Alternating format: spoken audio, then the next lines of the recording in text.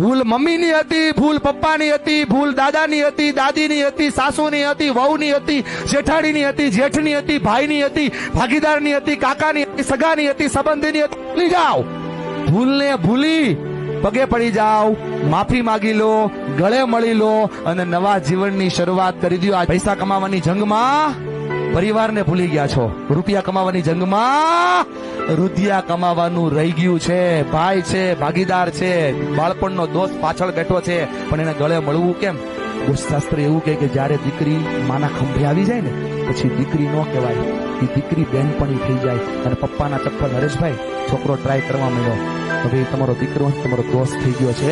આવી રીતે વ્યવહાર ચાલુ કરી દેજો. હલો, તમારા બાળકો જેમ તમને નથી કહી શકતા ને તેમ તમારા માતા પિતા તમને નથી કહી શકતા. તમને બદલવા નથી આવ્યો. મરીઝ બહુ મસ્ત મજાની વાત કરતા. મરીઝ શું કહેતા ખબર? ઘા પડે તો સુધરે.